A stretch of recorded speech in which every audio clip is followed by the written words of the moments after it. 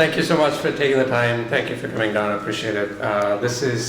So DeFiChain, started introducing a little bit, but I'd sort of love to know how many people here have been in the DeFi space. Maybe a raise of hands. Anybody building any cool projects? Okay, hopefully you'll have more recent too. Anyhow, so DeFiChain, can I have a clicker please? Yes, thank you. All right, so I'm just going to, since we've not really introduced DeFiChain as much, so I'll walk through a little bit on what it is. And yeah, let's start, before that, a little bit about me. I'm Prasanna, been building blockchain since 2019. Building, breaking, you can choose your word. So DeFiChain engineering, I lead the DeFiChain engineering based out of Singapore. We're a fairly distributed team, been part of the K group, and yeah, we'll connect a bit more on how some of the things work in the DeFiChain ecosystem in a little bit. Before that, I was at Google working on compute engines. It was more on the Web3 space, Web2 space. The reason I mention it, we'll get into it in a bit, but the key being, I think, Google is in a certain way pinnacle in terms of Web2, and there's a reason that I mentioned that. Before that, I'm an entrepreneur, worked with a bunch of startups across India quite a bit, and it's a little bit about me. Now let's get into, okay, what is DeFiChain? Before that, I'm actually going to take a little bit of journey on the web itself. So let's kind of get to the power of decentralization itself. In terms of web or Web 1.0, because after Web 3, people started calling web as Web 2.0 and Web 1.0, right? Before that, it didn't really exist. And Web 3 is really what brought the whole term of decentralization and really pushed it. But does anybody think that decentralization was even before that? Can anybody associate decentralization with Web 1 or Web 2? Is there anything that anybody would like to add, any perspectives on, hey, Web 1 decentralized something? No? Nothing at all? So it's all centralized? This is very interesting. At some point, a couple of years ago, my thought process was a little bit similar, but as you might know, Eric Schmidt, who's the ex-CEO of Google, he's a big proponent of Web 3. And he's, again, behind Chainlink and many other things. And ended up running into him in one of the conferences, and of course, I'm a big fan of Google before, so I'm like, hey, what do you think about decentralization? And he went and said, hey, we've just been doing that at Google all along. Like, ever since Google was incepted, it was always about decentralization of things, which is a very interesting perspective. And he also talked about, hey, we've been fighting with the regulators all along, all through the similar fights that has been happening in the Web3 space now. But that's usually how it went when web was a new technology in itself. What does that mean? This is something that got me thinking a little bit. And I started thinking about, okay, what is that Web 1.0 really, what did it do? If you think about it, before the web, where would you go to consume knowledge? You might go to a library, or you might go to a newspaper or institutions. That's really how you consume knowledge. You have to go there. But what Web 1 really did was it decentralized your ability to consume content. And that's what Web 1 entirely was. Right? It was about that decentralization. Web 2, what did that do? It's your Facebooks and social media, YouTube. Now, not only can you consume content, you can actually create content. Right? So that it decentralized that ability. Before that, you have to be a journalist or a publisher or a news show anchor, whatever, right? Otherwise, you couldn't really create content. Now, Web 2 actually did that, and that propels so many different things. Then, coming to the natural evolution of it, Web 3 now introduces this concept called own. Right? You can actually not only consume and create, but you can actually own content. I think putting this in perspective is something, this is always fascinating, and this is, I think, what really propels and excites me more about Web3, because Web3, people tend to think of it as, just the cryptos in the DeFi space, but there's actually something much larger going on. Anyhow, concept of coming to ownership. what does ownership actually mean? And rather, I don't want to keep it too technical, so we'll deal with a little bit of abstract concepts. And if you start looking at ownerships, there's largely two ways to model it actually. So one is you can actually model ownership as cash. And what does cash look like? Hey, I have something, if I want to spend it, I give that to you and you give me back something in return. It's a very strong concept of ownership, right? And I can't spend anything that I don't own. I have to hold it and give it to you, right? So that's kind of how our entire monetary system worked. And how does that look like in a little bit of a digital world? Basically, hey, I have $100, give you, and then you return back. This is basically what Bitcoin did, right? So, and this was called UTXO, unspent transactions and whatnot. But essentially, this modeled cash in a digital world very, very well. And then there's another way to model it, which is an account ledger. And this is more like you have a God ledger, right? Everything that goes in is basically the truth of the story.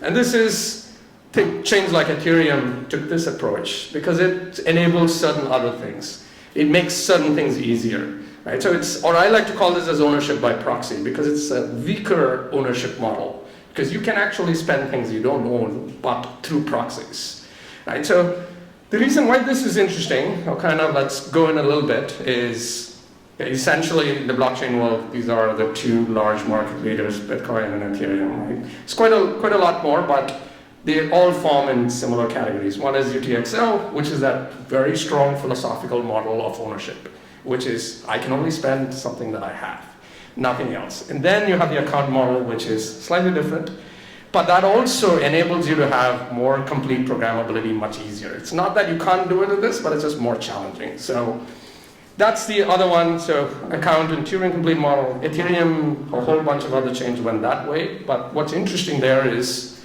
now you can actually, it's pretty much a global mutation device, or rather a computation device. So you can do a lot more things than what you can do with this. However, the cost that it comes at is now the security of that model is completely different.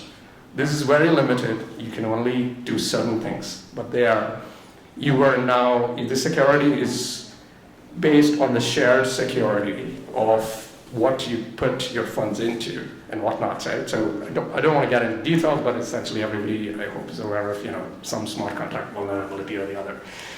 So why are we talking about this? Coming back to DeFiChain, what does DeFiChain actually do is essentially it's one of the very few chains that puts both of these two worlds together in the same chain, in the same block. So it's a UTXO-based blockchain, but it also has complete Ethereum support. And how do we do that? Just touch up on a little bit, but I won't get into the technical details. I am told that I will then end up taking too much time, and I would stop. Anyhow, but the high-level aspects of this is, UTXO-based chain, that is the base layer. And then on the other side, you have EVM layer, which is pretty much, completely Turing complete, you can do whatever you want. And in the middle, this balances things in a certain way where we have a lot of the DeFi foundations sitting right in the middle, which we call as the DeFiChain VM. What does it have? It has a token system, it has a DEX. So this DEX is now part of the chain. So it's not just an app that somebody can change or something can suddenly stop or have some other limitations. As long as the chain is ticking, this DEX is available for you to swap, right? So there's the DEX part of it, and then governance tools are again part of the chain itself. So this is essentially the midway where you get the benefits of both worlds. And people who want complete programmability opt into EVM. People who don't, who still believe in the Bitcoin model, kind of go back to this. Right, so this is essentially what the large narrative of DeFiChain was about. Going back to, just zooming out a little bit, the way that we had built it also embeds a little bit more interesting capabilities. What I mean by that is, this is probably the only chain that exists where it's UTXO based and has 100% Bitcoin compatibility. What that means is it can talk directly to the Bitcoin network. And this means you can do a lot more interesting things. You can do atomic swaps in a fully decentralized manner. You can actually talk to the Bitcoin network. And now on the other side, EVM is something that we just launched last year. And now you have EVM compatibility, and that talks Ethereum protocol natively, which makes it pretty much the only chain that talks to both, not through other APIs, but actually natively. This leads up to a lot more interesting applications, which we've been exploring, but for the moment, that's not what I'm going to talk about. Well, that being said, just a little bit of numbers on, DeFiChain, but every time I pick up this slide, I have to keep updating it. I think that's just the nature of the crypto world. The numbers keep changing. Yeah, at the moment, there's something as of today, there's about 300 million that's been locked. At some point, it went to 2 billion. This is more on the developer activity. Ever since 2019, it's always been one of the ones in the top 10 in terms of DeFi. Now, ecosystem partners, obviously with EVM, it's growing a lot more, and there's probably a lot more. But essentially, Cake has been one of the largest users of DeFiChain. The way it was always structured is the founders of Cake, one of the founders was back there, Julian as well. Yeah, just an applause thank you for hosting everything. Thank you. So Cake is essentially, the way it was always structured was Cake uses DeFiChain, and it is one of the largest custody providers of DeFiChain. So if you don't want any of the custody providers, you're just free to directly interact with the chain. But if you're somebody who would don't want to deal with all the technicalities, then Cake is one of the providers that they can use. But their research builds a whole suite of products, ecosystem products around it. And DeFiChain Labs is now is the organization which is aggregating all the core team members. So most of the core development of DeFiChain now goes through DeFiChain Labs. So then, there's quite a lot of exchanges that we partner with, and that's a list that keeps growing. Now, coming to more on, something more exciting on what's coming this year, and which is also the reason I'm excited to, just get this kick started and then start building out this community in Singapore. As to what's coming, I am first going to go back to this consume, create, and own model.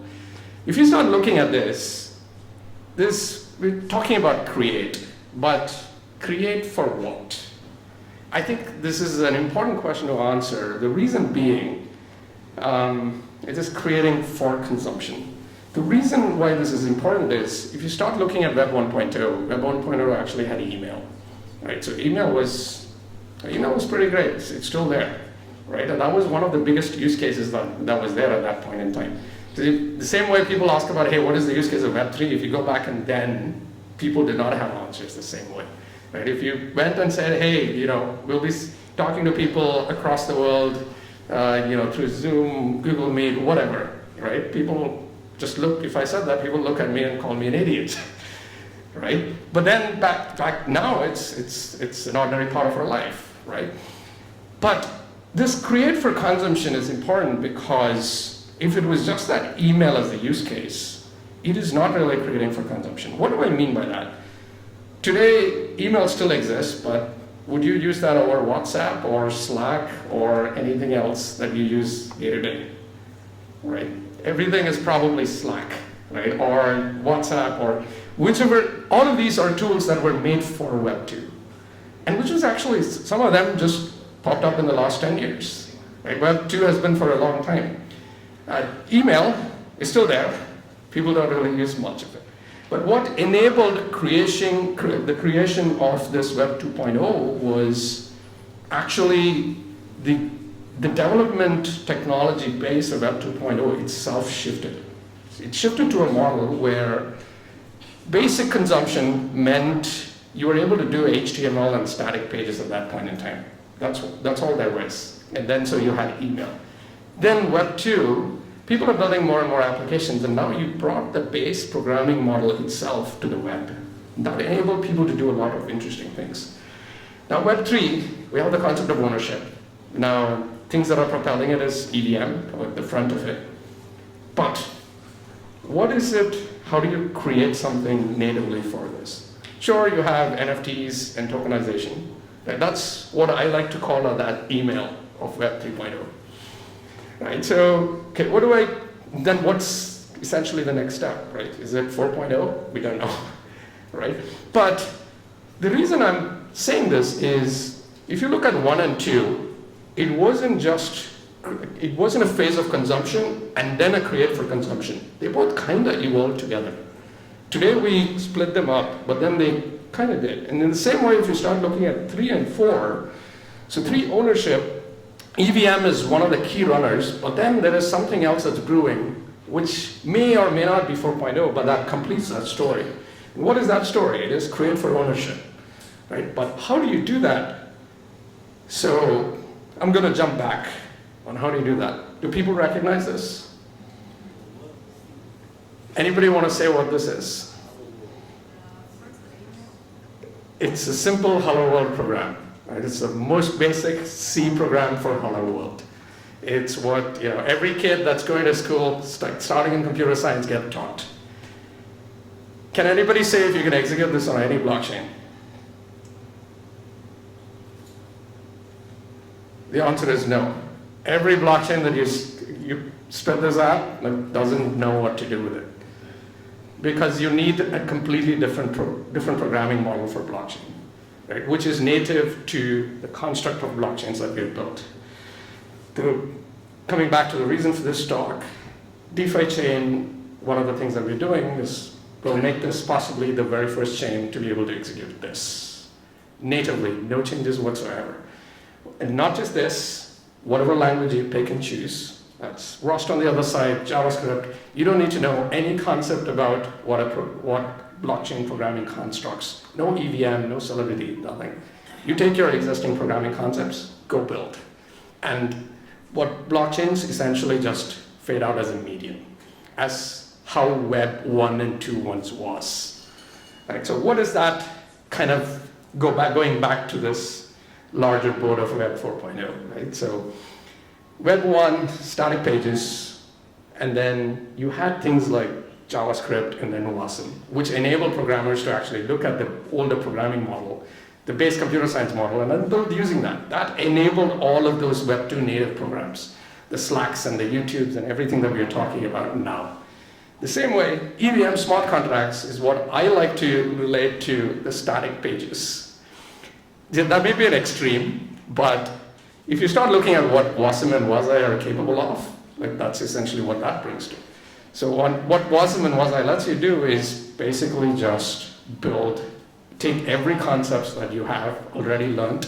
So already the developers probably are maybe around 200K in the entire world, as opposed to the entire engineering base of 25 to 30 million. Right? So this shifts the entire paradigm into something else. And this is actually the first time we're sharing about what the team has been working on. And again, this is still a work in progress, and we'll slowly start leading up there. And yes, that leads to why everybody's here, which is this is a process that we have just started, but I think the most important thing is the culture of building. How do you actually build it, right? And this is something I like to zoom out just a little bit. If you look at started looking at building, companies, projects, whichever it is, as building cities. That's something that goes all along, in terms of human beings. We've been doing that over and over again. If you start looking at it, because at the end of the day, every chain, growth is a major part of it. Everybody's like, hey, what are your growth numbers? How does it look like, right? Does anybody want to guess? Bangalore, 1950 to 2024. What might have been its growth factor? 30x. So the reason I'm talking about this is, well, let's go. So Bangalore, these are all pretty much cities that are in fintech space, technology. These are some of that. You can replace NY with London for all you care, but the numbers are going to look similar. What does this mean? So Bangalore, 0.7 million. It had a 20x growth in the last 70 years. New York just had 1.5x growth. Singapore, just 6. They scaled, but they did not grow as much. They limited their growth, in fact. Why is this important? Let's look at Bangalore, 1950. Beautiful city. Beautiful city, clean air, lovely weather, everything looks great. How does it look 2024? Does that look like a city that's scaled well? Or can tackle infrastructure as to where to go? Right? Now let's look at New York. New York, it didn't grow as much, but it scaled beautifully, and it scaled retaining the exact same charm that it had. Right? And that was important. Retaining those characteristics and not having them lost. Singapore, that's a transformation. Right? So Singapore is in a whole category of its own, but that was a transformation. What they did was they built all the infrastructures right. They spent time on getting everything right, and it's a very different model to build. Why am I talking about this? I think the reason is, we are now taking on a new journey, and the journey is I invite everybody to be a part of it, and we want to slowly start building that together. And this is something that could be exciting. The way that we're going to go about it is start putting up our design papers and then slowly start moving ahead. And we'll continue to host more of these meetups and would love you all to be a part of it and then start building on this journey. Yep, that should be all. And let's build the next generation of web with retaining its delight and charm. Thank you.